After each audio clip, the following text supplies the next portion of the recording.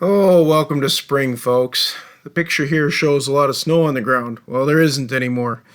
And sometimes the roads on the farm need a lot of help. And people say to me in my videos all the time, gosh, your gravel roads look fantastic on the farm.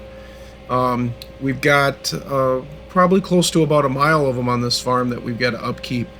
And boy, they don't always look great, folks. Today is one of those days. As we've gone through 7 days of 40-degree temperature, we've melted out somewhere around 24 inches of snow.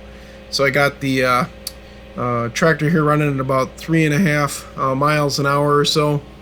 That's my ground speed. And behind it, I got the TR3. This is the tool, other than a standard, spike harrow drag, that keeps this driveway in shape. People ask all the time, how do we keep it looking so nice when you got 6 to 8 inch ruts from driving pickups, farm trucks, propane trucks, and garbage trucks and stuff on these driveways? And I tell them, I said, well, typically, I don't have too many ruts like what I have in front of me right now, which are 6 inches deep. But when it does happen in spring and you melt 24 inches of snow and then get a rainstorm and then turn around and get a light snowstorm here, this is how I do it. The TR3 does a really nice job of, leveling out the back with those little fingers, and that leveler bar in the front just keeps grabbing material, and of course it keeps falling into the rutted areas, which helps us out. Now, we're in heavy clay, folks, and it's a real gumbo-y product, so we have to put, gravel on the top of our roads to give us a base. And in a lot of areas, I've actually had to put the geofabric down just to keep the base from sinking into the clay. But this portion of the road doesn't have that. It's not used quite as much, but as you can see, the road is definitely washing out. The people which are the relatives and friends, they're definitely driving it here on the edges. When you start driving the road on the edges, you're starting to take a risk that you're going to get sucked into the ditch. It's probably not the smartest move, so when I start seeing that, I don't care what time of year it is, I got to get out there and do some road repair. A lot of people say not to repair the roads when it's wet like this because, when it does dry, it gets like a rock. Well, there's some truth to that too. But at this point, as you can see here, I got a big ditch here off to the side, rutting in some tire tracks right up along the edge of it. If I don't do this soon, somebody's bound to get on this edge and get stuck. And that's really not nice to do. So since I've got a neighbor here in the way back of the farm that accesses this road, I've got my own family and kids accessing the road. I've got utility company and of course propane accessing the road for the barns. Time to get on this. So here I am, I'm dragging it. I've got the kind of the middle teeth set about an inch into the ground. I don't set them real deep because I don't want them breaking into my hard pack base typically. The fingers are trying to level it in the back, and the leveler bar is scraping the front, and wherever it of course finds holes, it falls into. As I start here, the drag isn't too dirty. As you see, as I progress, it gets dirtier and dirtier. But it's a heavy tool. It's on a 3-point, which gives me a lot of adjustability. At this point, I have the tires on each side in the same positions. But typically, as summer goes, I take the one side tire and move it way forward, which allows it then to tip at an angle and put the crown back on the road. I'm not worried about crown right now, folks.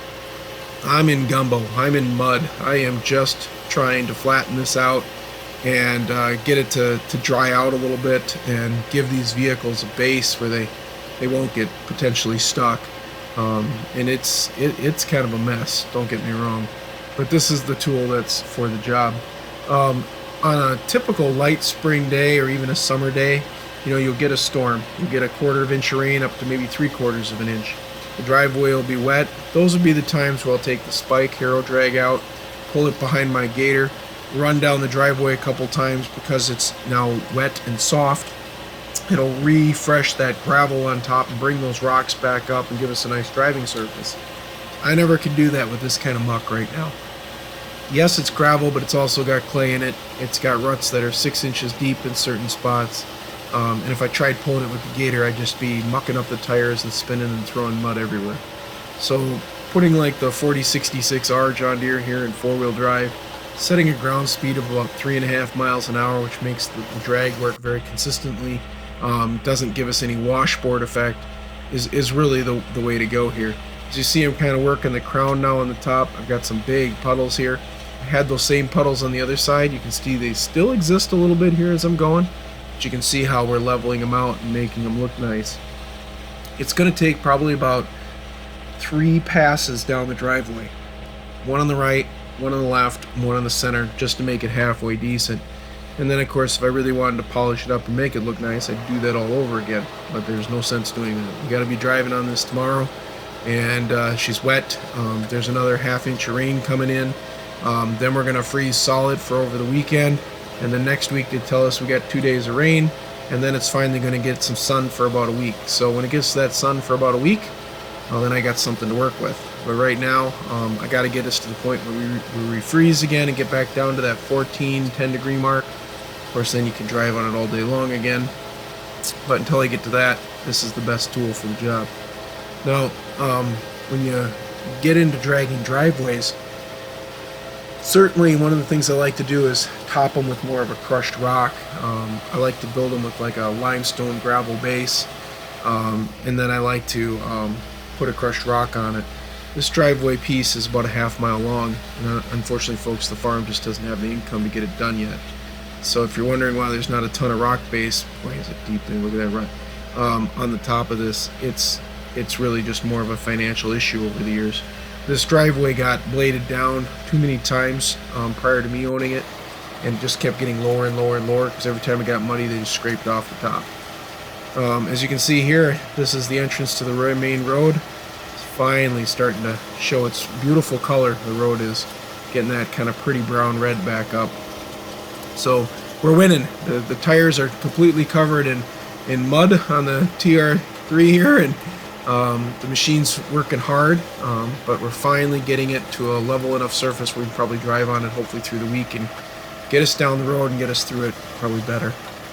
It's not perfect, folks, I get that, but at least it's halfway decent. It's Minnesota spring, you know. You got a state that gets, 50 inches of snow and gets 30 inches of rain.